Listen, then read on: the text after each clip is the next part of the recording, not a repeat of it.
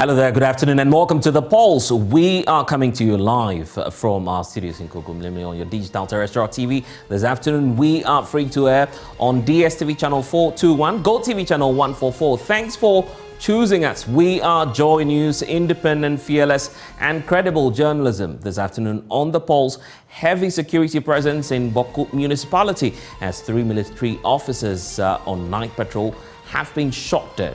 We'll take you live to the area as JoyNews is learning of a high-level delegation meeting to fashion out solutions to the escalating tensions in the area. Also this afternoon, Civil and Local Government Staff Association of Ghana CLOSAC demands the reversal of the appointment of Madame Henrietta Lamte as head of the Birth and Death Registry. Of Madame Henrietta Lamte is not in accordance with the advice of the Civil Service Council.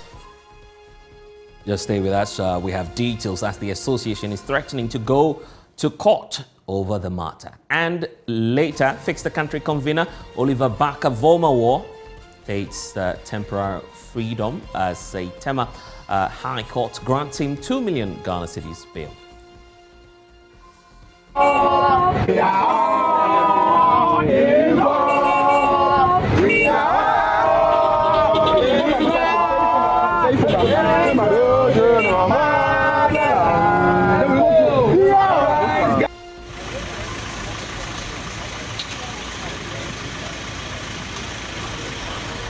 We have more on the story. Stay for details of the stories, plus more analysis on this. My name is Blessed Soga. The Pulse is brought to you by Global Communities Dignilu, affordable, safe sanitation. Remember that we are also streaming live on all of your social media handles. It's JoyNews on TV. Tweet at us with the hashtag The Pulse. My personal handle is at Blessed Soga. Stay for details.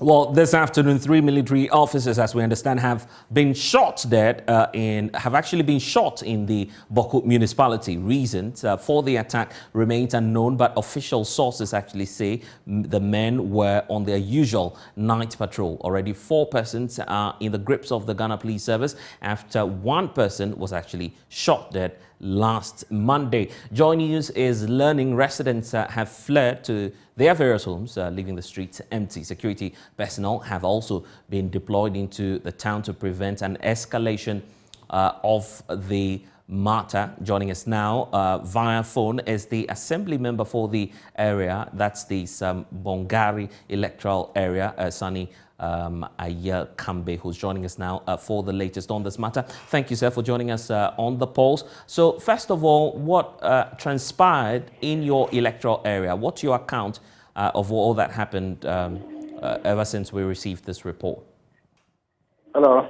Yes, if you can hear me, Sani, I'm asking about what reports you have received as to what exactly happened in your area with regard to the shooting incident. This morning, around 4:45 a.m. this morning, the military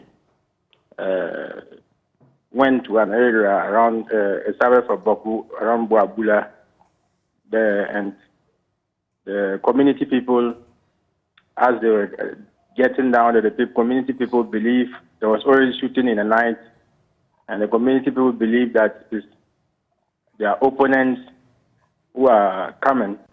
And as the shooting was going on, there was an exchange of fire. Then, in the end, there was an allegation or addition that the military, 3 of them got injured, sustained various degrees of injuries. And after that, the military team went back to that area, Boabula, Zogo, and part of Sabungari, and started chasing people and shooting. And then the community, their animal feed, killed animals, and some people, 2 or 3. Two have confirmed death, and 2 are in the hospital. Do we know those who are behind the attacks on the security officials in the area? You know, it's a violent conflict, so we cannot tell exactly those who are listening, but we know that the military went around that area, Boabula area there. So various group of people were shooting. So I cannot tell very clearly who are those who shot at them. It's just unfortunate that we're not able to project some of the pictures that we are receiving and confirmed as we speak. But obviously, these are pictures related to the attacks. It appears that the persons who are within your electoral area, some of them have also been injured as well. What more can you say about that? Yes, some of them have been injured, especially a girl and a middle-aged man. Animals have been shot, and we are actually shocked because those who have been shot, a lot of them are innocent girls, middle-aged men, animals, and their feet, and a lot of things. Everybody is shocked, and we don't know what to say.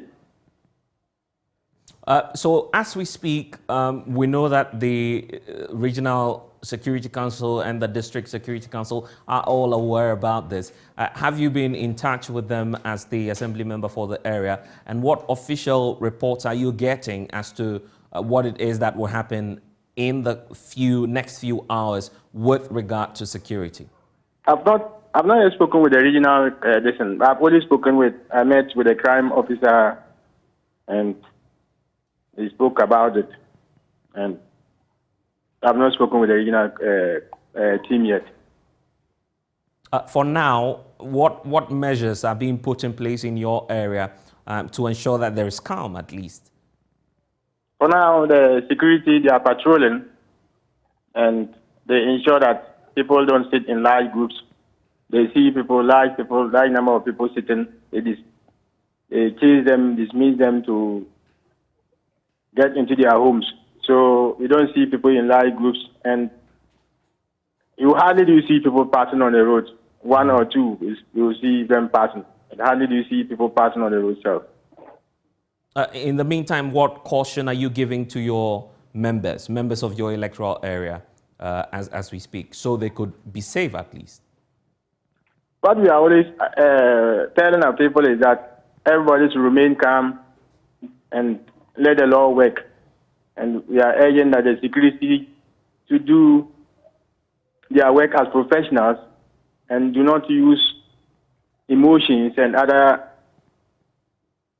things to be part of their work. The military man should act professionally in his line of duty. And I'm sorry for cutting in, but is that what you suspect? The fact that these attacks that we're learning of may have not even happened in the first place, if not for the attachment of sentiments, as you're saying, by some police personnel or military officers. I'm asking if that's what you suspect that the officers deployed to your area are doing, attaching personal sentiments to what's happening. Is that what you suspect that many of the officers are doing?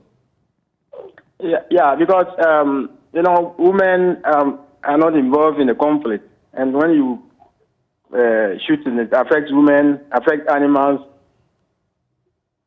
See that it's not that you could feel it that these people are very angry and they are just doing what will maybe please them or what they think can bring calm. But I think women, animals, and their feet and other innocent people are affected. Right. Sunny, we're grateful that you've been able to join us. We'll definitely catch up with you later to find out more on this. But let's also bring in some security perspectives on this matter. We understand that there's a high-level military deployment that will be happening in the coming days. We'll wait to see what then happens. But joining me now is Adib Sunny. He's a security analyst helping us to understand what's happening up north. Sunny, very tragic incidents there. The pictures that we have indicate that it's not only the military officers that have been attacked. What is happening as well is that civilians are also injured in the process. Help us understand what's happening in the Boku area. Well, I'm coming from Tamale. I was in the north over the weekend, I came yesterday. This morning, I had the opportunity to brief some diplomats, and one of the topics that came up for discussion is the Boku issue. We currently have well over 300 unresolved chieftaincy crises all across the length and breadth of the country. Most of the crisis is gone to sleep, but it doesn't mean it's been resolved. At any time, with a little trigger, it is able to cause a lot of mayhem. However, one consistent crisis that we've had to contend with that has been bloodied all the way through has been the Boku issue, which many governments, both past and present, have largely been unable to address. And the problem is our seeming over-reliance on a militarized strategy to deal with the issue. Fine. There's absolutely nothing intrinsically wrong with deploying military personnel because it seeks to only maintain interim peace. However, if you fail to deal with the fundamentals, trust me, you would have this becoming more like a cycle and repeating itself. But what I am most disturbed about is the changing, the dynamics with respect to the conflict. Now, what we are very used to is someone coming into the middle of town and from nowhere shooting another person and vanishing. But if we are not careful, now they are going to start attacking police and military personnel. And that, I must say, is disturbing. And we need to really put the proper mechanisms on the ground beyond just the deployments, beyond just the meters to deal with this issue. And what I am also disturbed about is the asymmetrical nature of the whole conflict. This is not two armies coming head on facing each other and one winning and one losing. No, it is a shoot and run, hide and seek kind of tactic. That is why the Nigerian government has for years been unable to defeat Boko Haram, because they shoot and they run and they are nowhere to be found. And that is exactly what is happening. I have friends in the security services in that area. Their former commander, the military commander in Boku, is a personal friend.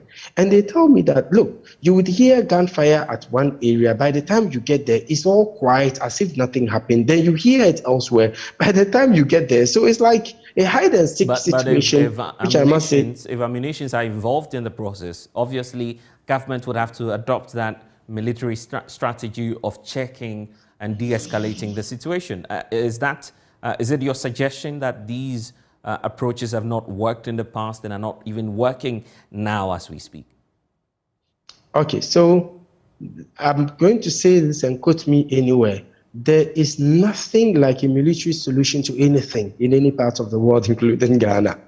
I am not discounting the importance of having military personnel on the ground to perhaps stop the belligerents. However, it's not sustainable. We need to deal with the fundamental issues. What are the fundamental issues? Help us understand the fundamentals you're talking about.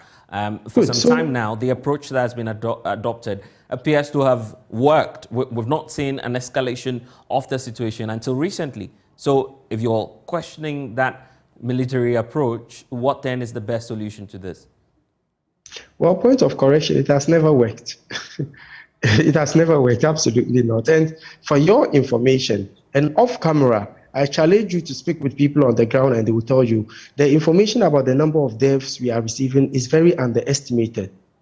Trust me, a lot more people have died as a result. So nothing has worked. I mean, no military posture has worked in the past nor in the present, okay? So I think that one of the most important things we have to look at is the proliferation of small arms and light weapons. The only reference point we have as at now is the 2014 Kofi Annan International Peacekeeping and Training Center baseline report that indicated there are well over 2 million guns in the system. According to the Small Arms Commission, as at the close of 2020, out of the 1.25 million Ghanaians who have their weapons registered, only about 40,000 re-registered. So you can imagine 8 years down the line, since the Kofi Annan baseline survey how many more weapons we would have had in the system, especially stemming from the influx in Libya, finding its way through the Sahel region into sub-Saharan Africa. We have friends we work closely with. We've sat in for courses with.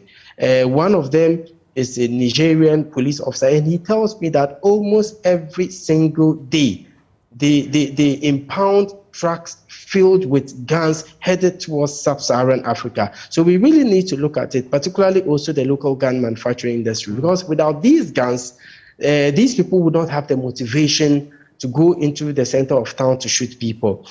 Secondly, we need to be very careful about the terrorism threat this might pose to us. Remember, we have Moshis, for example, in Ghana, we have them in Burkina Faso. So if they feel that their comrades are in distress in Ghana, they might seek reinforcement from Burkina Faso into Ghana, and that might also pose a different level of existential threat to the security of the state.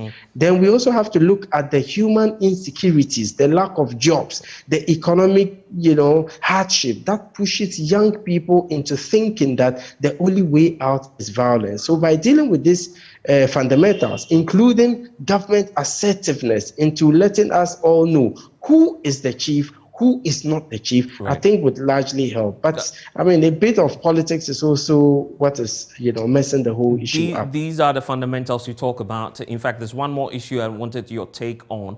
We need to indicate to our viewers as well that we understand there's a regional security meeting happening as we speak. The regional minister would not make any comments until that meeting is done. Here on the JoyNews channel, we'll bring you some updates as and when we have fallouts from that meeting for you.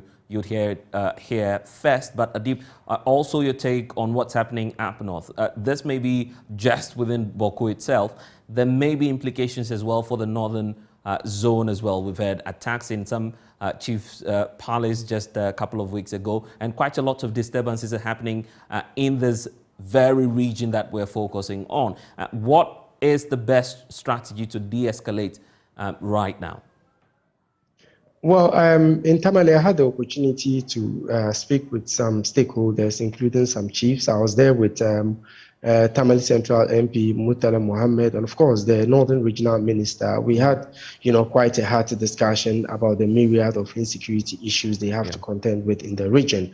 A lot of it has to do with the cycle of impunity. You can imagine Northern Electricity Company officials going to disconnect someone, and the only way out for him is to pick a machete and chase one of the officers, and even ended up capturing him and getting him badly hurt in that process.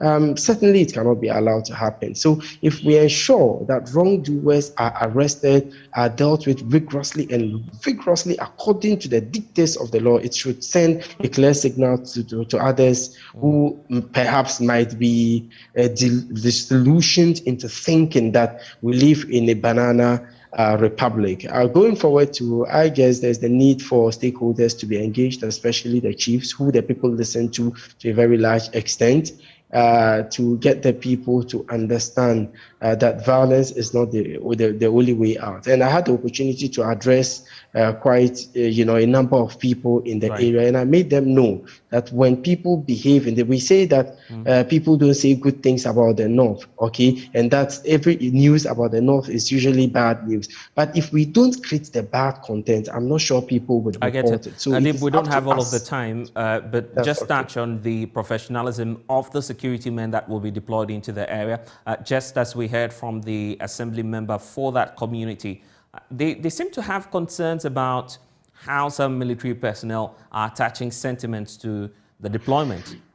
Just do that for us briefly. Help us understand what the implications are and how we need to avert this. Okay, sometimes I think they become frustrated. Okay, when you hear gunshots here, they get there, nothing happens, and you go another place. I think as a result of that frustration, they are sometimes tempted to act overboard, but of course that cannot be allowed to happen. Secondly, officers should not get too attached to the area. That is why it's imperative that periodically we move them and bring new people so they don't make friends and perhaps get compromised as a result. And there's also been some allegations of some extrajudicial killings, allegations stemming from the Kusasis and the Mampritis. And I think we should ensure that there is accountability, not just within the Boku society, but within the security services as well.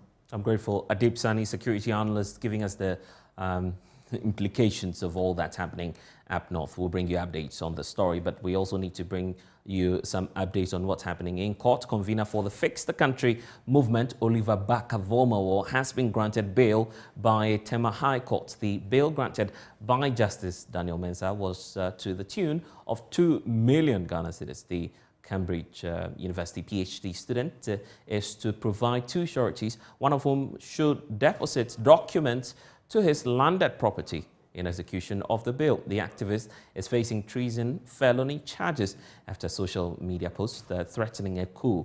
This was the atmosphere as we speak at the Tema High Court, and we have more in this report for you. Ocean, let us all unite to our war and make us great and strong. Let's go. We are all involved. We are all involved. We are all involved.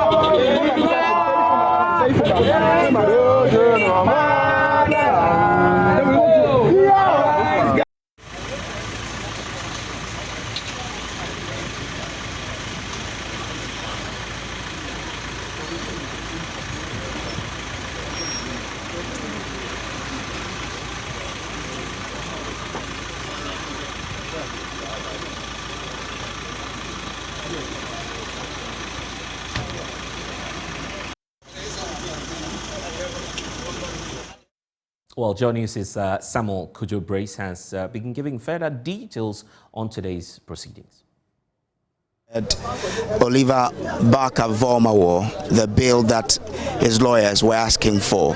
Now, the judge, his lordship, Daniel Mensah, said that after listening to all the argument by counsels for both parties, he has come to the conclusion that it is not right for Oliver Barker-Vormawor denied bail.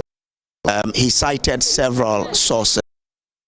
The case involving the Supreme Court judgment that made all cases bailable in Ghana. His passport, as we speak, is with the state, and he would need a passport to travel outside of Ghana. So it's difficult for you to argue that Oliver is a flight risk and therefore should be denied bail. The argument by the state that they cannot find landed properties belonging to him is something that he cannot continue to hold on to, because the lawyers of Oliver, prominent personalities in Ghana of high standing, who stand in surety for Barker-Vormawor, and that will make it difficult for anyone to argue that he will not avail himself if he should stand trial. Now, the judge said that for someone to be denied bail, it should be that he is someone that would not be standing trial. But since it's been proved that Oliver Barker-Vormawor would avail himself if he is caught to stand trial, then of course his bail should be granted. So he was granted a bail of 2 million cedis with 2 sureties, one of whom should provide document to his landed properties within the jurisdiction of the court. I mean, the premises of the court was calm in the morning when we arrived. I saw Oliver Barker-Vormawor in high spirit. I didn't see him worried. And after court too, he was. I mean, once he's been granted bail, he was okay. But you had a lot of people being present in court. A majority members of his Fix the Country movement were in court this morning to solidarize with Oliver. I have one here with me to speak to. Gentlemen, good morning and thanks for joining us on JoyNews. What's your name? Welcome. I'm Raphael Afro-Williams, but then popularly recognized fellow Ghanaians. Great. What do you make of what has happened in court this morning? We thank the court and the people of Ghana for them standing up, supporting Oliver Barker behind and even, in the court. Today we have seen the rule of law has really prevailed. Oliver Barker is a Ghanaian. We had, the court saying he doesn't have a permanent residence. It's not the court, it is the state. The state. The court is representing the state. No. The state has a lawyer that is arguing on its behalf, and the court is only listening to arguments. So the state, right? But Oliver Barker, from the allegations leveled against him by Abronye DC, he said Oliver Barker was working for the former government, right? The previous government. So that means Oliver Barker, the name comes from the voter. He has been a Ghanaian. Okay, so when people try to say, oh, he's not a Ghanaian, he doesn't have a permanent residence in a whole place to make the right of protection by the Constitution. Well, so those are the details that you got from my colleague Samuel Brace, who was at the proceedings, monitoring all that happened for us. But fortunately, he's back here in studio. Samuel, what more can you say about his bail conditions? We understand that he's still in police custody. What yes, more about? His legal counsel and his people have been able to meet their conditions, but as of the time we're leaving, we are told that they cannot find the crime officer who is supposed to go back to the High Court to brief them on how far they've gotten with regards to the conditions. So once they've not been able to see him, it means that he's likely not to be granted the bail, and he will spend the night there until all these processes are. Do we know why the police officers are not available? We were not able to get a certain reason. We asked them, have they been able to find out where he is? And according to them, they've not been briefed on that. The police are not forthright with where the crime officer is, and they cannot pinpoint where exactly they can get this guy off. Yeah. How about his supporters? Are they still agitating for his release? When we went there this morning, there were a lot of supporters that had gathered at the Ashaiman Divisional Police. A lot of them had come there, and we saw people coming there with brass band. But as of the time we were leaving, the place was gradually being deserted. When they saw that Oliver was not going to be released, they were leaving. You know, Oliver had been brought from the office of the divisional commander into cells again after the whole issue about where the whereabouts of the crime officer was became a challenge. So the people saw that, well, if they are not going to get him, then they would. And I'm sure tiredness also set in, and that's why this happened. Right. Kujabri is there giving us the latest on this. We'll get back to that, but we also need to tell you about this and developing matter that we're also following. The Civil and Local Government Staff Association of Ghana is also demanding the immediate withdrawal of the appointment of Henrietta Lamptey as the head of the Birth and Death Registry, describing the development as unlawful and in breach of the Civil Service Act. The president of CLOSAC, Dr. Evans Agbanu Jekum, indicated they will resist the appointment, saying the appointee, apart from holding dual citizenship, also was actually done. The appointment was actually done without recourse to the Civil Service Council. There's more in this. On the political appointment of the registrar, Births and Deaths Registry. As its meeting held on Friday, 11th March 2022, the National Executive Council of the Civil and Local Government Staff Association, Ghana, CLOSAC, having noted the unlawful appointment of a non-civil servant to replace a civil servant who was acting as the registrar, the improper instruction from the Minister of Local Government and Rural Development to the acting registrar to prepare handing over notes and hand over to Madam Henrietta Lamptey within 10 days. The hurried manner in which Madam Henrietta Lamptey was introduced by the Deputy Minister of Local Government and Rural Development to the staff of the registry before the deadline for the handing over. The stance of the Secretary to the President that the current registry is not part of the civil service or the local government service. That under Section 8 of Act 1027, a district office of the registry is a department of the district assembly. The district assembly is part of the local government structure. Therefore, the Births and Deaths Registry is part of the civil service and the local government service. That under Article 195 of the 1992 Constitution of Ghana, the power to appoint persons to hold or act in an office of the public services shall vest in the President acting in accordance with the advice of the Governing Council concern given in consultation with the Public Services Commission, the appointment of Madam Henrietta Lamptey is not in accordance with the advice of the Civil Service Council. The blatant disregard for procedures of appointments into the civil service and the local government service, as well as the neutrality principle, are unwarranted and regrettable. The position of Registrar of Births and Deaths Registry per Act 1027 should be occupied by a person with relevant academic qualifications, experience, and knowledge in civil registration. Hereby resolves, and has resolved, that the political appointment of the Registrar of Births and Deaths should be reversed. The government should, as a matter of urgency, bring sanity to the Births and Deaths Registry.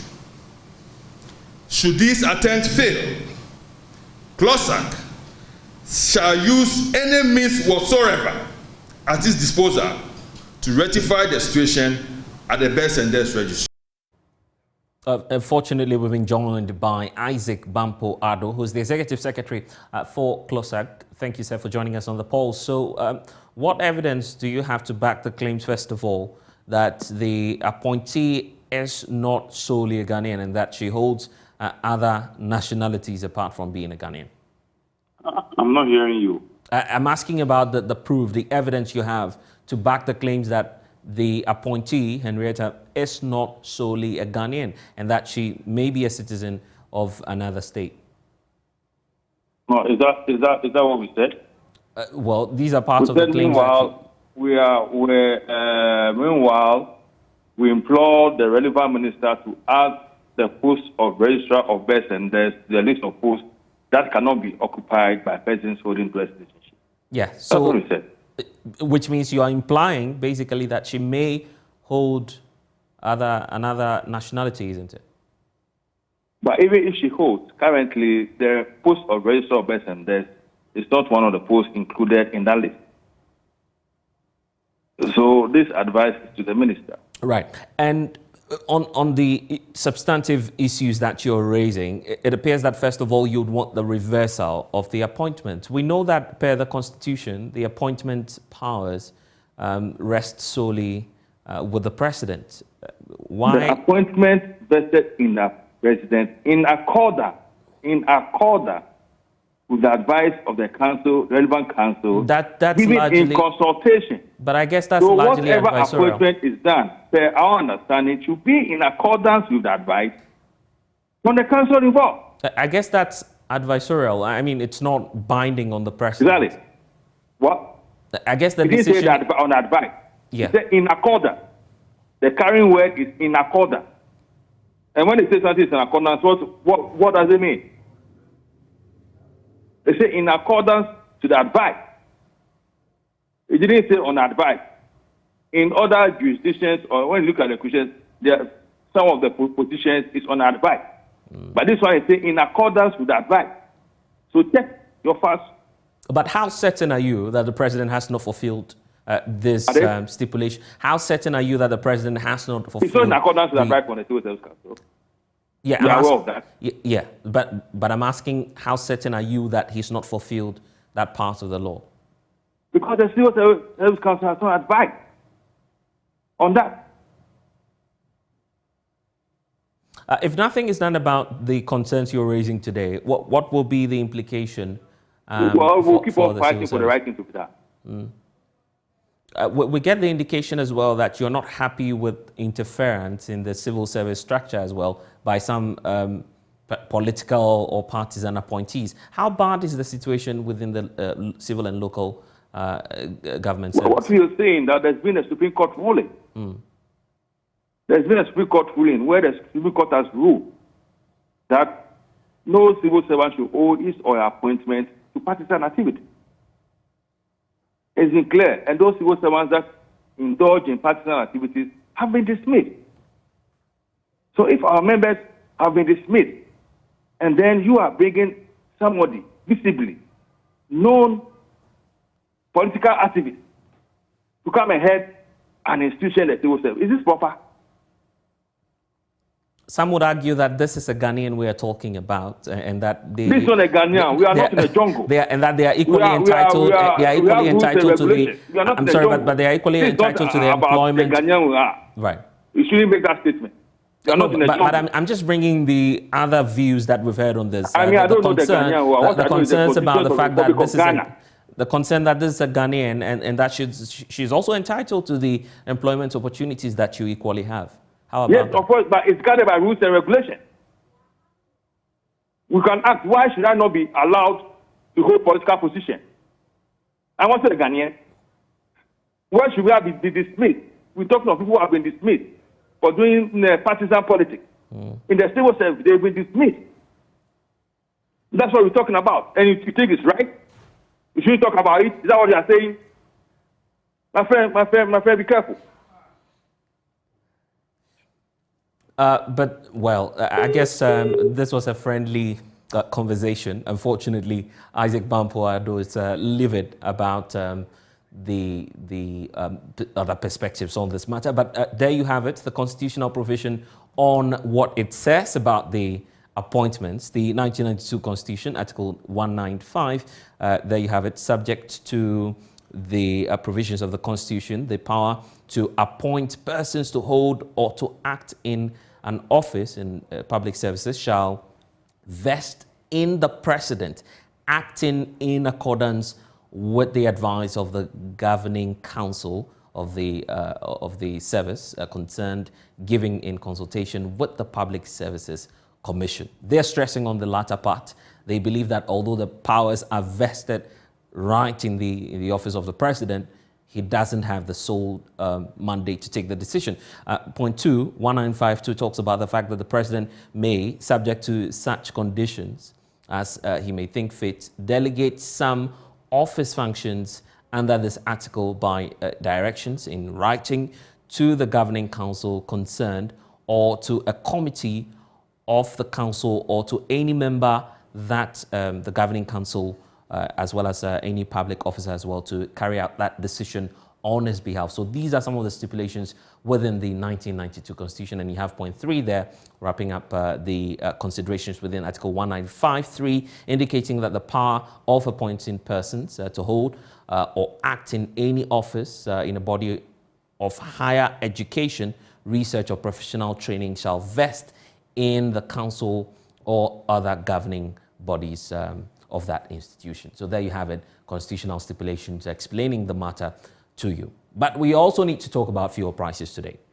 The Ghana Private Road Transport Union is actually hinting they may be increasing transport fares. Now, according to the union, the situation is necessitated by the sharp rise in the prices of fuel at the pumps. Experts actually paint a gloomy picture and are predicting that the pumps are likely to adjust upwards to 11 cedis per litre in terms of fuel prices by close of day today. GPRTU argues that based on an earlier memorandum with government, transport fares ought to go up in the coming days. So why that decision? Samuel Amwa is a national communications member of GPRTU. He joins us now with more details on their position on this matter. Samuel, thank you for joining us. So why this decision to increase the prices of transport, I mean the transport fares in the coming days when we see a likely rise in fuel prices? Thank you very much. Let me say good afternoon to your cherished viewers out there. And what is happening is that now we all know where the fuel price, has gone now. And then if we quite remember, when we were giving the 15%, actually we were, proposing 30%. By the end of the day, the government came out with 15%, that we should hold on to the 15%. And by then, the fuel price at the pump was 7.99 cedis per litre. And then the reason why we were trying to hold on the 30% was that we came to understand that, from day to day, the fuel prices keep, going up. And then the agreement with the government is that anytime the fuel will, go upward up to 10%, then we, the transport operators, also have the opportunity or has, the mandate to increase our transport fares.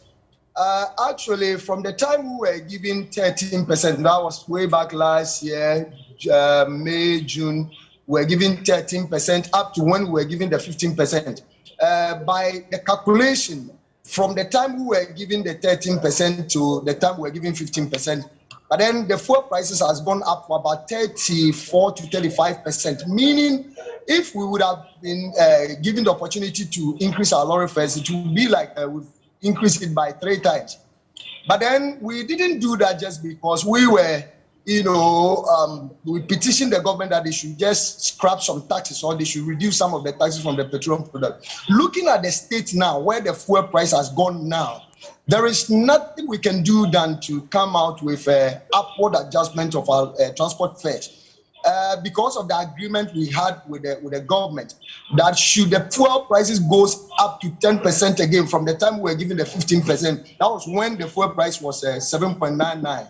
So the calculation is that anytime we find out that the pump is 8.8, meaning we can also come out with an upward adjustment of our transport fares. So I think that is the main reason why now we are alerting the public that definitely, hopefully we had an information that if we don't even care, it's not taken. By the close of today, maybe the fuel price will hit about 10 cedis a liter or 11 cedis a liter.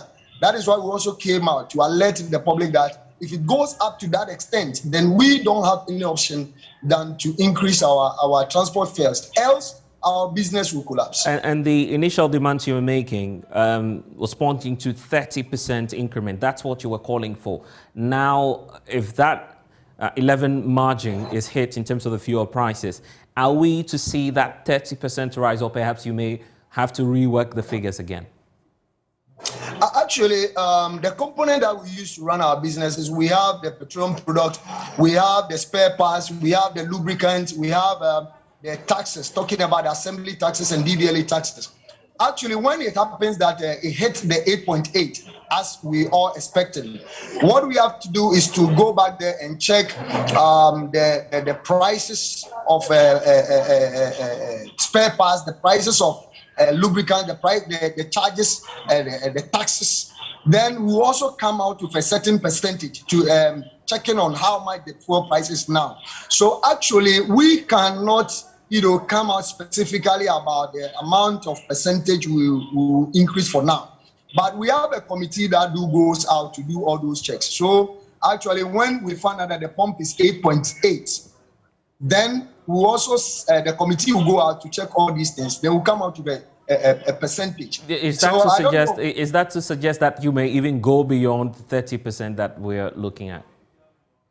For that one, I don't think, I can't say, but I don't think it will go beyond the 30%, because actually, when we were giving the 15%,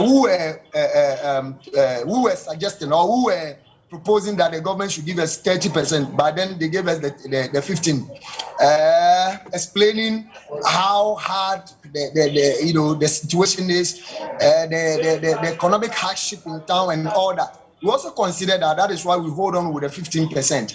All these things that we are doing, we are not pleased to be increasing lorry fares like that. That is why we were asking the government to at least sacrifice with those taxes that we were saying they should scrap it or they should reduce it. Should the government comes out to reduce those taxes or to scrap those nuisance taxes that we're talking about, all that we will do is not to even think of increasing lorry fares, because actually at the moment at the time we increase lorry fares, everything in the country goes up, and even with the operators, the patronizations or even comes down.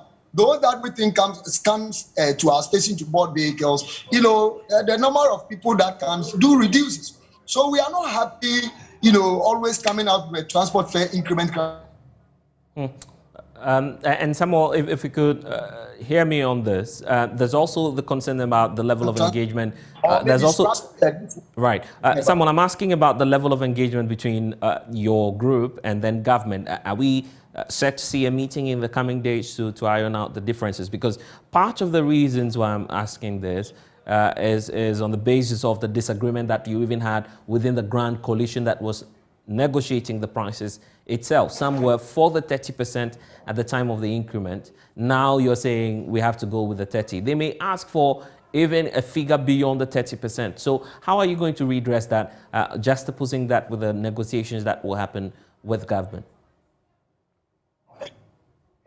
If I get you clear, Yeah. if I may get your question clear, what you mean is that should we propose more than 30%? Is that what you mean? Yes, because we know that some members of your group, the coalition, some driver unions that you were working together with on this, were demanding 30% at the time of the review. Now we're having another increment in the fuel prices. So if that happens, how are you going to deal with the differences that you have within the group? All right, thank you very much. You know, the coalition, we formed the coalition, and the coalition, we are having about 16 unions that has come out to form the coalition. And every decision the coalition will take will bind all the unions under the coalition.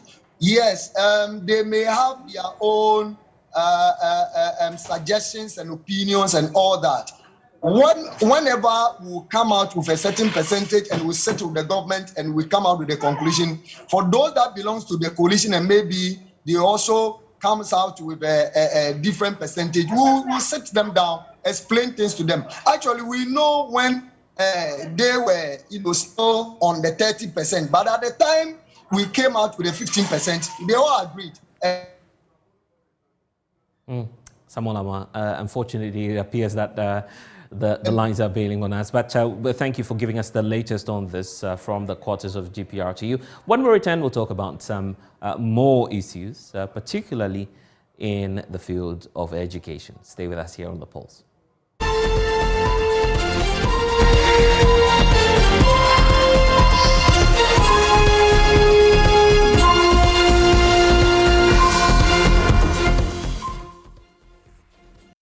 And you're welcome back to The Pulse. Now, elected polling station executives of the New Patriotic Party in the Ejisu constituency marched through the principal streets of the area early Wednesday in their attempt to actually justify the polling processes. There have been calls for the nullification of the election over claims of irregularities, but the elected executives want the aggrieved parties to show evidence of their claims. Nanaya Ojima has more in the following report. Members of the NPP marched through the streets of Ejoso wearing NPP shirts with photographs of MP John Kuma and President Akufo-Addo. They carried placards showing pictures of persons queuing at polling stations for the election. The pictures, they argue, diffuse agitations that the election was held at dawn. Elected polling station executive Kwabena Boateng says there is enough evidence to show due processes were followed in the election. Because the evidence is overwhelming. Any decision that will attempt to nullify the election will not be one that is evidence-based. Because these are the evidence, they are not concocting. So if that committee would seek to do anything judicial, will seek to be reasonable, will seek to take into consideration the facts as they are, these are the facts. We are not blind to the facts. These are the facts. And so we do not expect that elections will be nullified.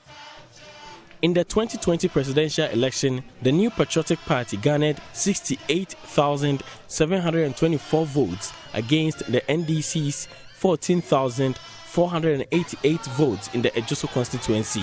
The party members are worried the gains could be eroded if issues over polling station election are not properly addressed. Even more serious is the fact that as an MC, if something is going on in the constituency that is not so good, as an MC, you have an authority in the party. Do you go out there to sit on a public platform and then spew whatever you want to spew? We have no problem with anybody contesting the MP. We trust whatever he has done. We trust the works that he has done. If you were with us when we were coming, you just saw the party office there. It has never happened at the Jusu before. Less than a year, we have a party office. We are proud of his achievement. Our problem is that when delegates have been voted in line with the regulations of the party, do you go to sit at Okese FM? Do you go to speak on radio stations? and then impute irregularity on the elections that we have properly organized. That is our problem. We are calling on him. He is the one that made public proclamations that the election was not properly conducted. We are giving him a week.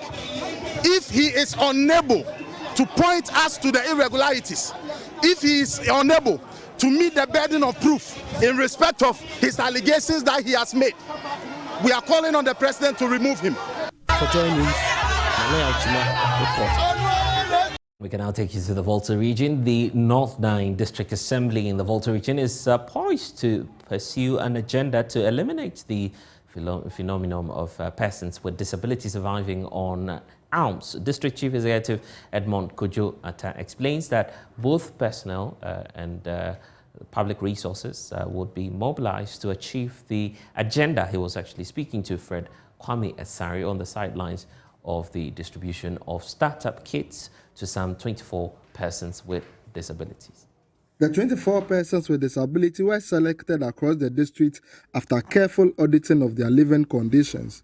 Some of the beneficiaries were presented with deep freezers, groceries, and carpentry tools.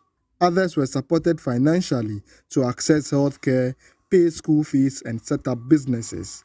The North Dine District Chief Executive Edmond Kojo Atta detailed that the distribution is the 5th since 2017 and the first batch out of 4 in 2022. He justified a decision to present the beneficiaries with startup kits. PWD, the fund itself, was initiated by His Excellency John Ajikunkufo when he became president. And so Nana Akufo-Addo also, from that same tradition, came and then increased the percentage to common fund from 2% to 3%. And so we were looking at this. Are we going to continue to be doing cash donation to these people? What will it do? And therefore, we changed that status quo, and then we decided that there's a need for us to be giving them items. So we look at peculiarities. We look at the business ventures that these are, unfortunate, the less privileged, how they do.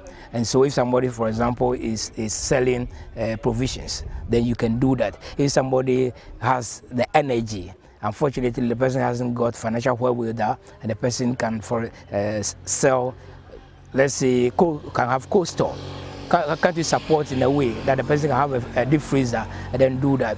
In the past, we have even distributed, what's the name, a tricycle. We have distributed corn miller and so many other things. Some have received even a container to do their businesses. He indicated that the assembly aims at eradicating PWDs from the streets in the North Dine district. The idea actually is LED, local economic development. We want to empower them. I'm urging my disabled that they should get out of the street. We don't want to see them in the street unlike it happens elsewhere. We want them to economically become buoyant. They can do something. So if you spend 1,500, 2,000 on you for you to start a business, 3,000 on you, you can do it. All we have to do is to change the psyche. And so that is the level we are taking them from.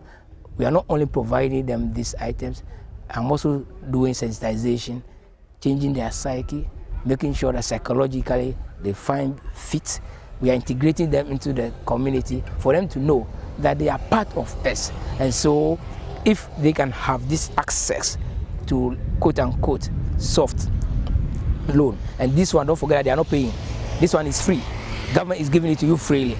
The only caveat is that make use of it, and then others will also benefit. Why not? And I believe that, seriously speaking, for the past 5 years, we have affected a lot of lives, and people are happy about it. Fred Kwame Asari, JoyNews, and Fuega.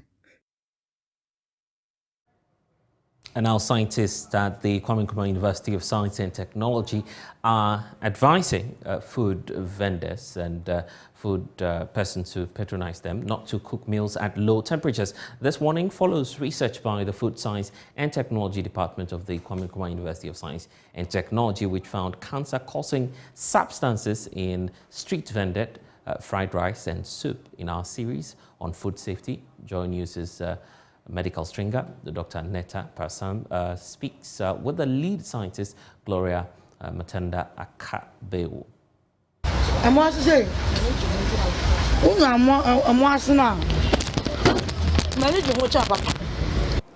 you relish burnt foods? Hi there, my canzo lovers. Benzopyrene and dibenzanthracene are the most potent cancer-causing substances formed through food burning. Pyrene are precursors of benzoapyrene, and benzoapyrene is the most potent carcinogen amongst the polyaromatic hydrocarbons. Benzoapyrene is the most potent. So most of our cancer problems that we have is coming as a result of the benzoapyrene. The researchers sought to identify the presence of these substances in street-vended fried rice and chicken.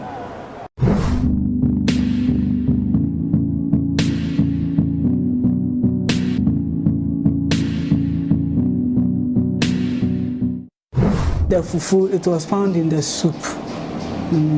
The soup, because we use the dry fish, what's it called? So smoked fish. In the smoking of the fish, the processes, there is burning, introduction of these pyrenes. As they begin to char, they get pyrolyzed and they form pyrenes. Yeah. That we also found. Sometimes the fried chicken that we see in the fried rice, the chicken itself contained the benzoapyrene as well as its precursor, the pyrene. And some of the rice, as they stir fry, you see that there's some burning processes that goes on. So all those things contributed to the presence of pyrenes in the food that we examined. For benzopyrene and dibenzanthracene, the recommendation is to prepare food on medium to low heat to prevent charring. Reporting for Joy News, Dr. Netta Pasram. 23 children have been rescued from the Volta Lake. The rescued children, 17 boys and 6 girls, are aged between 6 and 16 years. Challenging Heights, an NGO that led the rescue operation, says the children who work day and night on the Volta Lake have been sexually abused and suffering from one disease or the other. At a news conference at Winneba in the Central Region, CEO of Challenging Heights, James Kofi Annan, called on the Ghana Police Service to help arrest the perpetrators and also called on government to fashion out ways to put a halt to the abuses of Ghanaian children. The children were rescued in 15 different villages along Lake Volta. This is our first rescue operation this year, 2022. And we want to thank the security agencies as well as the Department of Social Welfare for their leadership and commitment to the fight against child trafficking in Ghana. The Chief Executive Officer of Challenging Heights, James Kofi Annan, giving details about the rescue operations carried out on the Volta Lake. We faced a lot of opposition during the rescue process, but bringing them freedom is what has brought us joy. Unfortunately, traffickers are these days have become emboldened, making rescues too daunting. There have been several times in the past that we had to flee some communities, resulting in traffickers fleeing with the victims, thereby losing those children permanently. The rescue operations bring to the total number of children rescued on the Volta Lake to nearly 1,700 in the 17 years existence of the NGO. He reveals it took the organization 3 months to conduct its investigations and searches in order to rescue these trafficked children. Please note that all these 23 children we have rescued were working on Lake Volta. The girls being used as domestics and sexually abused, while the boys were used for fishing. And we have some of the girls also being used for fishing. They all endured various abuses, such as working an average of 15 hours a day, and sometimes nights, mental and physical torture, and starvation. Every one of the 23 children is suffering from one disease or the other. And as you can see, we'll be showing you some of the pictures, including bilharzia, hepatitis B, syphilis, skin diseases, ear and foot rot, and so on. None of those children we have rescued was going to school. Researchers estimate that traffickers make over $150 billion annually. It is also estimated that there are over 20,000 children that are victims of slave labor on the Volta Lake alone, according to the International Labour Organization. Mr. Kofi Annan wants government to resource the security agencies adequately to enable them, support them to end the abuses of children on the Volta Lake. And we want to call on government to pay additional attention. The security agencies are doing their bit, especially the Ghana Police, the Navy, the social welfare. They are doing their best, and as I said, we commend them for their effort.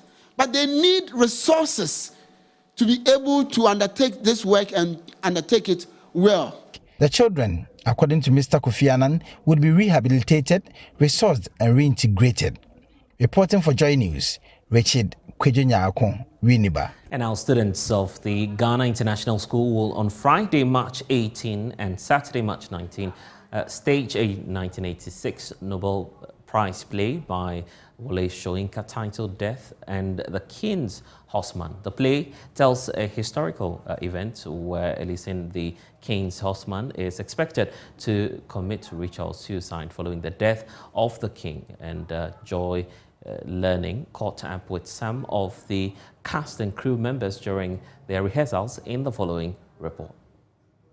Intense rehearsals, boys and girls trying hard to memorize dialogue, careful plotting of movements on stage, a few scenarios that describe the extent of preparations students of Ghana International School are investing towards the grand performance of Wole Soyinka's play Death and the King's Horseman. A visit to the school tells so much about the excitement and zeal among students who are participating in a 1986 Nobel Prize winning play. Death and the King's Horseman, it's not just a mere play. We basically have to really step into the way it's very matriarchal.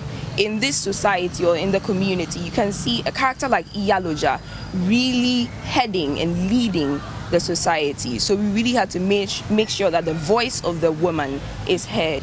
We basically identify the props used, especially in the olden days, find them, make them, and even hand them to the actors. So we've encountered a couple of challenges in September. The main one being finding props that aren't used in our Ghanaian culture. So something like the horse's tail used by the Nigerian chiefs, we don't have that. We don't use that in Ghana. So we had to go to other stores.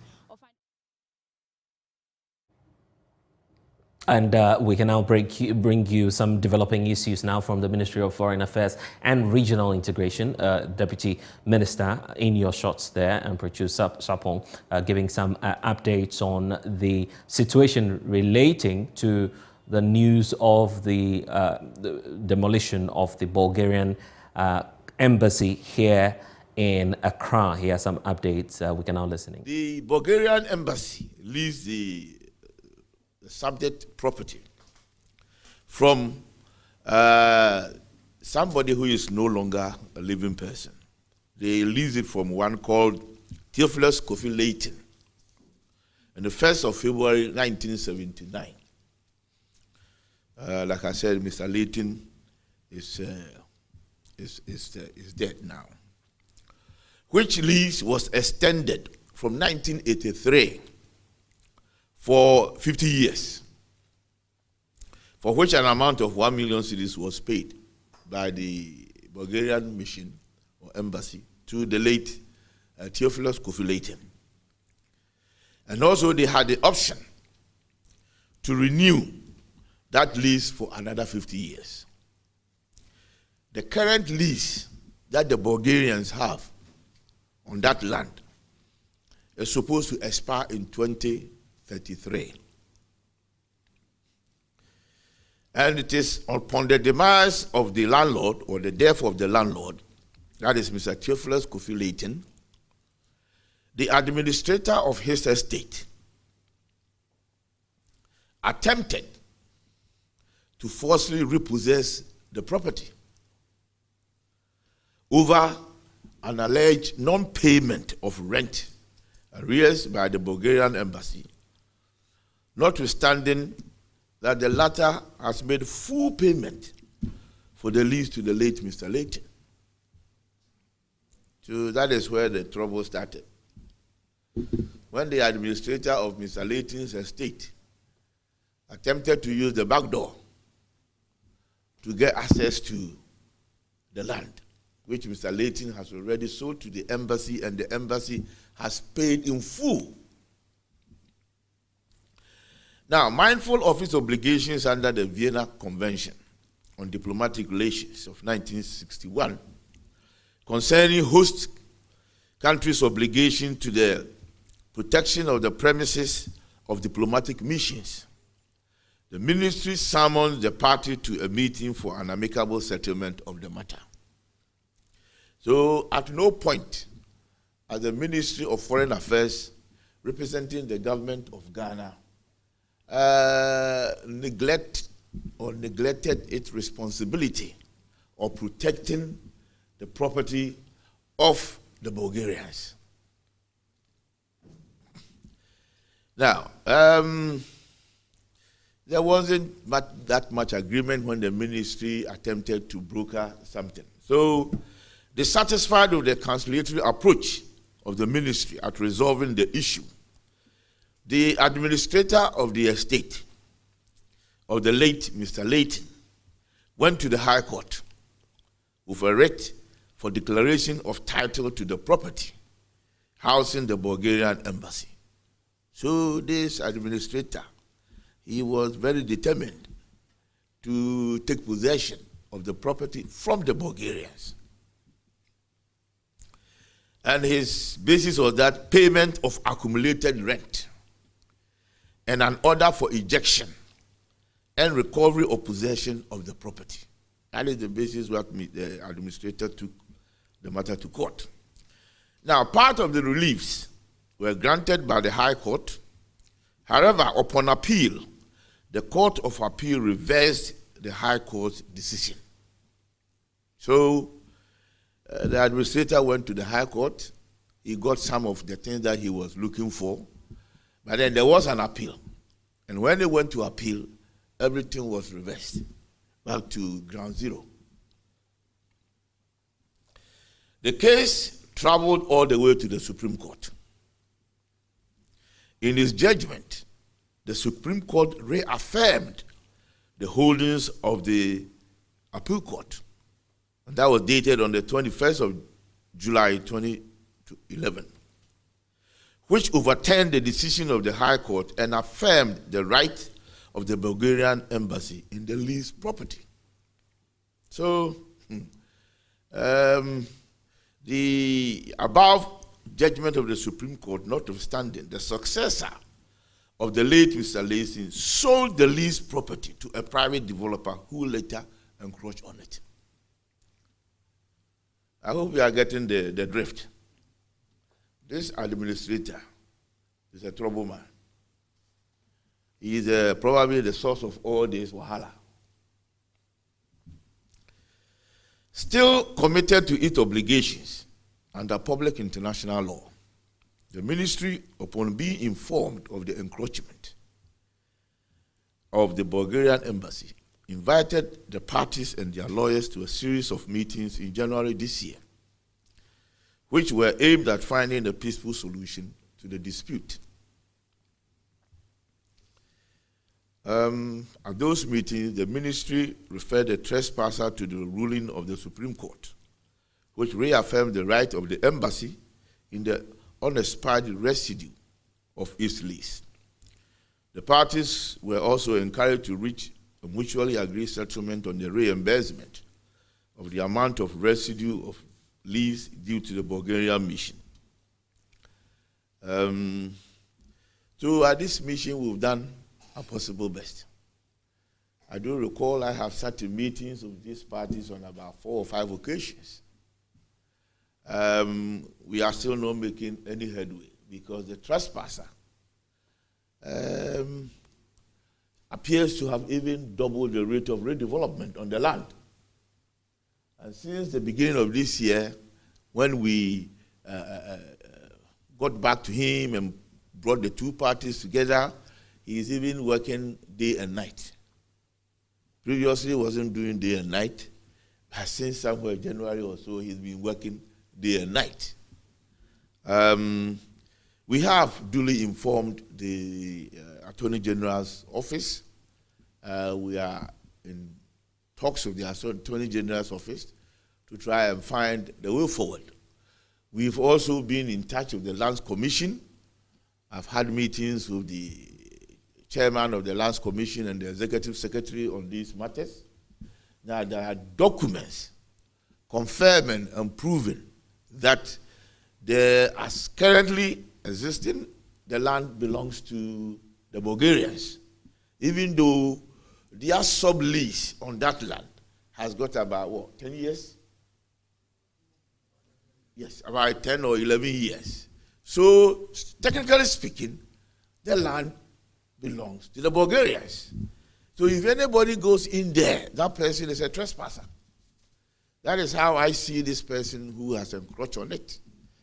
At a point, the ministry managed to get the land unencumbered, but the unfortunate thing is it looks like our friends, the Bulgarians, were not able to police it.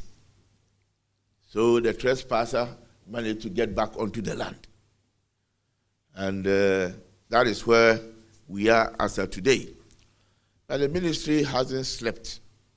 And the ministry has not reneged on its obligations to the Bulgarians. It's been something that has been on the table day in, day out.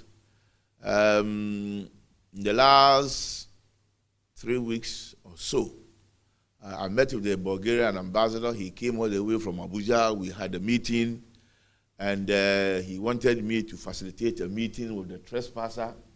I got to the trespasser on about 3 occasions. And every time I asked him, the ambassador wants us to have a meeting, he would say, oh, my lawyer is not available. When he's available, I'll get back to you. I wait 3 or 4 days, I go back to him, oh, my lawyer is not available, he's gone here. So he's playing some kind of some games.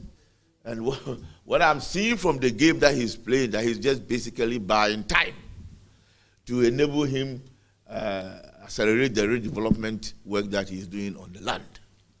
So, one, government has got no hand in whatever the developer is doing. In fact, I got involved in this particular Bulgaria mission land business on the express instructions of the president. It came to his attention when the Bulgarian ambassador came to present his letters.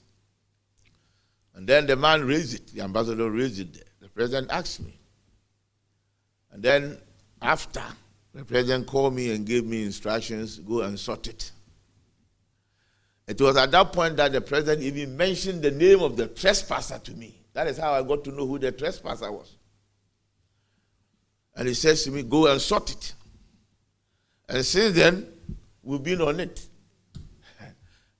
Director Councillor, CPO, Director Legal, we've had a series of meetings with the parties involved, trying to get this matter resolved amicably. We have at, I think, 2 or 3 stages even gone to the police to see if the police will be able to come in to try and help us throw out this developer. But it has not been that successful as expected. So we have not been sleeping. We have been on the ball, and we are doing whatever we can. Today, about 12:30, I went to the site with the Deputy Minister for Lands. Yesterday, Land Commission went there, and they put a stop work notice. Right? They put a stop work notice on the walls. Today, when we got there, the workers were still on site. The stop work notice have been ripped off, we had to force our way onto the grounds. Yes, we took off the roofing sheets which they've used in making like a wall around it. We took them down and went in. The workers were there on site. We spoke to the supervisor. I called the trespasser a couple of times. He did not pick. And then we told the workers that they had to leave the site. And that with the order that the Land Commission has issued under the new Land Act, those workers there can be arrested. And just before I left my office to come here, the trespasser sent me 2 messages. It looks like he's been told that we've been there and we've issued some instructions and we've told the workers that if we come to find them working, we will arrest them. And so, ladies and gentlemen of the press, we are on it. I will not be surprised if the opposition also, Honorable Okujoto Ablakwa, immediately from there I went to Parliament. He got wind that I have been there. I could see that he was gathering some press guys to follow him, and they've also gone to the site. So don't be surprised that he retaliates. So, ladies and gentlemen, this is where we are on this particular matter of the Bulgarian mission. Maybe in the course of questions and answers, some other information that you might want might probably come out. But for now, thank you very much.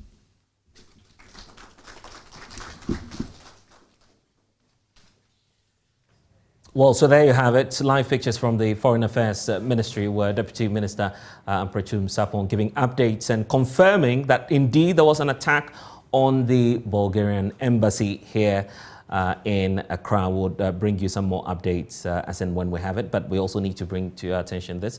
Russia's invasion of Ukraine is in the 3rd week as well, and the shocks is being felt far beyond the war zone itself. Let's get the latest from Berlin with William Bluecroft, who is the correspondent with our partner, Deutsche Welle, joins us now. We know that the most visible impact seems to be the refugees being actually moving from Ukraine into the EU zones. What's the latest on this?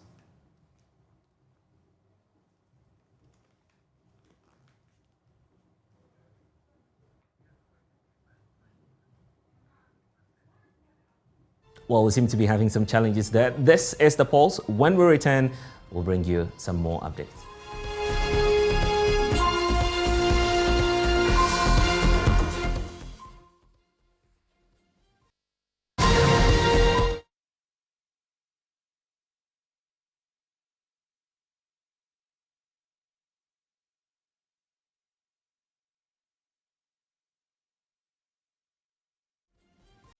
And you're welcome back to The Pulse. You know that we are JoyNews, independent, fearless, and credible journalism. That's what we stand for, and we're happy to be re-examining freedom of speech this afternoon on The Pulse. We're telling you about this program that is coming off in the coming days. Fortunately, we have Dr. Echesi Kanku, who's a senior lecturer, journalism faculty, GIJ, and he's joining us to talk about this, what you have on your screens right now, re-examining freedom of expression, ethics, and threats to the safety of journalists. You can see JoyNews down there. We are partnering this, and obviously there's a need for us to have a conversation on this. Dr. Echesi Kanku, it's good to see you here on The Pulse. Thanks for having me. So let's start off. A lot of people are wondering why this topic and why now? Thank you very much. In terms of why the topic and why now, I think it's very obvious that in the past few weeks or recently, there have been concerns about the safety of journalists coming on the back of certain attacks, certain arrests, and certain brutalities that journalists have faced. And so this then provides the basis or the backdrop for this kind of discussion. When you say you're re-examining freedom of expression, that goes to suggest that it appears as a country we don't have a full understanding of what freedom of expression is, how bad it is in the country, and what we need to learn as a nation, and what lessons as a nation we need to be picking from elsewhere. Is this what we are expecting in this dialogue and conversation which is yet to come off? Absolutely. You know, the fact of the matter is that, like I said, this discussion is coming off a certain backdrop. Right. And we all know what the backdrop is. The recent attacks on journalists, the brutalities, concerns about the safety of journalists. This is the springboard or the backdrop that is providing the impetus for this kind of discussion. And so it is that, this is what has led to the need for a re-examination of the concept or the idea or the ideal or the value of press freedom or freedom of expression, because we know that these concepts are very central to the practice of journalism. Look, let's face it, journalism is so pivotal. The media is so pivotal and so central to the engendering of a democratic culture. We depend on the media to get informed about things that happen all around us. Sometimes current serious issues regarding our health, regarding government policy, and regarding things that affect our daily lives. People depend on these media to make valuable decisions. And also, the media is very important in terms of shaping public opinion. And then one more key thing, holding the government accountable in order to ensure that they are working for our general good and our general progress. In order to do that, there is the need for them to be able to practice in a safe space or in a safe environment. And whenever that is threatened, then it's important for us to come together to work not as enemies, but to work in a very cooperative way to re-examine some of these things. So the safety of journalists is a top priority, but also the ethics of the profession is also very important. Because we need to look at it both ways to ensure that we are working together. And that is the platform that this seeks to provide. The university should lead that direction. And the Ghana Institute of Journalism is leading that discussion or is providing that platform to be the center or the driver of such public discourse. And I'm glad that GIJ is leading this. I am excited about the panelists, persons with wealth of experience who will be speaking to us there. But I'm glad that you're not just focusing on the threats, but you're also focusing on the aspect of ethics. That's correct. Is it the case that it's also on the decline as well? Yes. You know, continuing from where I left off, I mean, the Ghana Institute of Journalism is one of the central journalism training institutions. We are a leading institution when it comes to the training of media people, journalists, or the area of communication. So we should be leading these kinds of conversations. It should not just be from one end, but also from the end of the profession itself. We all want to see professional, independent journalism, well-written stories, well-researched stories, presented in a very fair and objective manner that engenders the general good and progress of this country. And so the platform should provide that opportunity to have a very critical, introspective, objective discussion and a very honest conversation on some of these things to see what are the best practices. What are the contemporary issues in this direction? How can we let the things that we teach in the classroom or the contemporary issues that are being taught in our classrooms influence the practice of the profession? And that really is the basis for this discussion and what GIJ, the Ghana Institute of Journalism, seeks to do. What approach is this taking? Is this going to be the usual fora where people just come and talk? What's going to be unique this time around about this program? Okay, so first of all, this is being organized by the Directorate of Research, Innovation and Development, DRIT, at the Ghana Institute of Journalism. So in the first place, we all know that the university platform or the university should be a center for open speech and intellectual discourse, free-flowing discussion. And so that's the first thing. It's a space where everybody feels free. It's an academic space, we can call it as such. You get what I mean. Right. And it's also a public forum. So it's not a closed event where only a few selected elites are invited. No. This is a public discussion. It's an open forum. The general public is invited, but we also do have experts. We have stakeholders and key institutions, organizations. Civil society has been invited. Other academic institutions have been invited. And the faculty of the Ghana Institute of Journalism, our deans, heads of department, lecturers, even the students have been invited. We need to, as a country, have that shared discussion about our shared values, about the values that underpin the practice of journalism and democracy as well. So it's both of them. So that together as a country, we can be able to have a very open conversation about where we need to go and how the media, communication, and journalism can serve the interest of democracy and the interest of the public. So there is a very broad multiple dimension to it, not just from the perspective of journalists, but in terms of safety, in terms of ethics and the law. What are the intersections? Personally, I'm excited about the Ghana Police Service. It appears that almost all the time, a lot of journalists get to have issues with the Ghana Police Service, and then there are examples all over the place. Even in-house here, we know about an incident where the police had to attack one of our colleagues, and these are issues that need to come to the fore.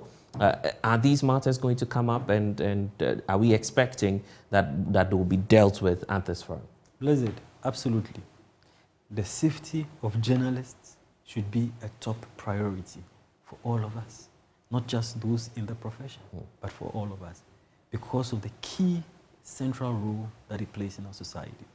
So it is definitely something that is going to be brought to fore, and we are going to look at it from a very interdisciplinary and cross-cutting perspective in terms of where the freedoms begin, where the freedoms end, in terms of the safety of journalists, in terms of the professionalism and manner of the security services, the legal dimension, and the ethical dimension as well. So this should be of great concern to all of us, and we'll be looking at it in terms of both personal freedoms and public freedoms. Right, so that's where I want to take you to. Why should the public be concerned about this, and why should they also get involved with this program? Yes, definitely the public should be concerned, because the public relies heavily on the media to keep themselves educated and well informed about the issues that happen in our society. And so if journalists do not have that safe space, they do not feel safe to make sure that they are being a voice for the voiceless, that they are holding the elites and office holders and government accountable, to make sure that the taxes that we pay, the taxes that we pay as a citizen, the public money or public good, are being dispensed in an equitable manner to provide good schools, to provide good roads, to provide great hospitals. Without the media shining the light on these issues, all of us are going to suffer for it. And so the general public needs to be concerned, because the media provides that platform for the public to even come on and then make their voices and opinions heard. And it is as a result of that that the government listens, hears the concerns, and it leads to public policy making. Without that platform, without that space, that public space, that articulation of the public good or the public concerns cannot happen. And we are all the worse. We all suffer because of that. So it's an interconnected society, and you're obviously invited to this forum. You need to be there. But let's talk about the panelists and people who will be attending this program, educating and providing some insight into that. We have Dr. Ebolafo, as I can see there. We also have COP Nathan Kofi Boachi as well, quite a known face in the Ghana Police Service, and Mr. George Sapong will be there, Professor Eric Opoku-Mensah. Tell us about these personalities that we're expecting and what you are expecting from these guests. Yes, so these are our honorable guests. We are grateful to them for supporting these ongoing efforts by the Ghana Institute of Journalism to bridge the gap between professionalism and academia. So these guests will contribute to that goal. We have our head of department for communication, Dr. Ebo Afo, very, very, very experienced academic, very well-respected intellectual, but who has also impacted the profession as well, trained a lot of media practitioners. So he will be coming in from that ethical media development, media professionalism perspective. We've also invited COP from the Ghana Police Service. Hopefully he's able to make it. We hope everything is right, or at least somebody, a representative, to talk about, because you do know that the police do have concerns as well. Obviously. And they've been one of the central protagonists, you know, when it comes to this particular discussion. They have been missing from the discussion. I think it's time for us to understand that. And then we also have Mr. George Sapong. But we also do have our faculty who will be making contributions, students, the general public, and other stakeholders as well. Right.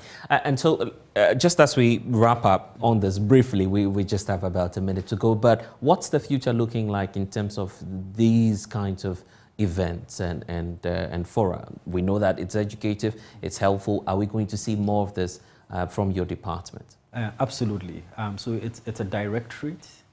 It's a directorate of research, innovation, and development. So we hope to, and we work together with other departments, other faculties, other directorates at the university, the workshops and conferences committee, and many other departments, with the support of the rector, Professor Kwame Nakwansa, AIDU, the deputy rector, Professor Eric Opoku-Mensah, and everybody. So GIG really wants to drive this discourse. Right. A university should not be missing from this discussion. We provide that objective platform for in-depth, critical discourses on such matters. So this is not going to be the first. In the future, together with Joy FM and other media agencies, we hope that we shall contribute to critical public discussion on the contemporary and current issues of the day. E-levy, for instance, what is the role of communication to that? We have a public lecture on that coming on. We'll be expecting that. We'll definitely be expecting that. Dr. Echesi Kanko is a senior lecturer at the Ghana Institute of Journalism. Thank you so much for joining us this afternoon. But just before we do entertainment, we also need to bring back this issue that I've been looking at, Russia's invasion of Ukraine, as we know that it's actually in its third week, and the shock is being felt, as we indicated, far beyond the war zone. Let's get the latest from Berlin, as we indicated earlier. William is with our partners, Deutsche Welle, joining us now. Let's see if we can have a better connection. The most visible impact, as we do know, seems to be refugees fleeing Ukraine for the EU. What's the latest on this, William? That's absolutely correct. It is an incredible situation. So far, we're looking at around 3 million people have fled Ukraine for various, mostly EU countries or other European neighbors. The majority of that going to Poland, of course. Here in Germany, officially, at last count, there's at least 160,000 Ukrainians who have come largely from Poland and other European countries into Germany by train and by bus. But those are hardly the correct or the total numbers, because Ukrainians can come to Germany, they can come to the EU without a visa. They don't need to register. There's no paperwork. There's no paper trail. So officials say it's much, much higher than that 160,000 they're counting, especially when so many people are being taken in by private families, by private people with no actual record. It's a huge amount of people. We are far outstripping what we saw in 2015 with the so-called crisis then, when people from the Middle East, Syria, Afghanistan, Iraq, etc., came largely to Germany, but all around the EU. EU. That's been outstripped both in terms of sheer numbers and in terms of the time scale. We're talking about weeks, not months. Indeed. And what about the sanctions as well? Are European countries still united as they appeared when the war began? By and large, yes. We saw another round, a fourth round of sanctions agreed to by the EU countries yesterday. And those involve more sanctions against oil companies and gas companies, a ban on luxury goods, these kinds of things, sanctions against some more specific individuals, more of these so-called oligarchs. But there's criticism because the big money gamer there is, of course, oil and gas. The European Union, that is so reliant on Russian energy, still has not fully prevented the buying and the shipment and the use of Russian oil and gas, because the EU would be in some dire straits given its dependence on Russia. And European countries are very, very sensitive politically to the blowback on voters and how much things would cost. Here in Germany, there's currently a big debate going on about lowering energy prices and subsidizing gas prices and how that would actually work. A big debate about the fairness, about the equity in terms of income status and who this would actually affect, and if it would actually even lower prices at all. So there's a big question about how much pain to inflict on Russia and officials in Russia versus how much to protect European citizens from those consequences. We also heard this week about Germany's decision to buy advanced fighter jets from the US. What more do we know about that development? Yeah, this has been talked about for a few weeks, but since it's been confirmed, it's still no doubt news that Germany, part of this 100 billion euros, remember that will almost triple, actually more than triple, the current defense budget here in Germany. This extra 100 billion euros, some of that is going to go to as many as 35 F-35s. This is the advanced strike fighter that the U.S. has been developing, a stealth fighter that has multiple roles. Each one costs at least $100 million a pop, at least more than that when you add in maintenance and life cycle costs. There's also been technical issues with the plane. There's been production issues. There's, of course, been cost overruns, as is often the case with these very advanced major defense contracts. So it's quite an outlay for Germany, but Germany is seen as needing to replace its 40-year-old Tornado jet to be able to maintain its commitments to NATO, to be able to carry in a crisis situation American nuclear weapons. It's part of the commitment to be part of NATO, to be able to do that, and the F-35 is seen as that. The problem is there's a competition here in Europe with the Eurofighter, which is a joint project with France, and so there's looked to be to see some competition there between U.S. and European defense contract interests. However, Germany says they're not putting one over the other. They will be ordering these Eurofighters as well. Of course, it should be noted the F-35 is already available. The Eurofighter is still in development. And William, would have to wrap up here, but thanks for giving us the latest. And that's all we have by way of this edition of The Pulse here on the Joy News channel. Stay with us. We have interesting programming coming your way. Don't forget to log on to myjoyonline.com. That's where you get the latest of all of our stories. My name is Blessed Suga. Let's Talk Showbiz is next.